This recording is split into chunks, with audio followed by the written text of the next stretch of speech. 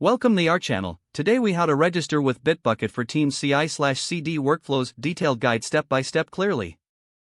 To register with Bitbucket for Team CI/CD workflows, start by opening your preferred web browser.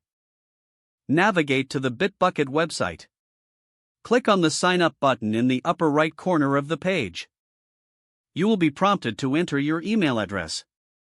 Fill in the email address you wish to associate with your Bitbucket account. Next, create a secure password. Ensure that your password meets the specified requirements for security. Click on the Continue button to proceed. On the next screen, you will be prompted to enter your team's name. Choose a name that reflects your team's identity and purpose.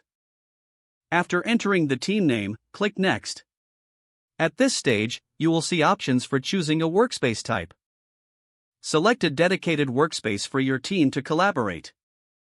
You may be required to enter additional details regarding your organization. Fill in the relevant information as prompted. Once you complete the required fields, click Continue. You will then have the opportunity to invite members to your team. Input the emails of your team members if you wish to invite them at this stage. If you prefer to skip this step, look for the option to continue without invitations. On the next page, review your information to ensure accuracy. Make any necessary corrections before finalizing your registration. Once you're satisfied, click the Create Workspace button. After successful registration, you will be directed to your Bitbucket workspace. Here, you can begin setting up your repositories. To enable CI/CD workflows, navigate to the Pipelines section. Follow the prompts to configure your first pipeline.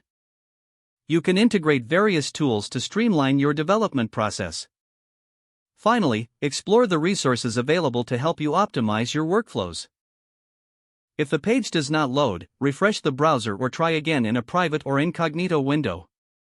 Make sure you are using the correct email address, then retype it carefully to avoid small typos. Don't forget to like this video and subscribe to our channel for more step-by-step tech guides.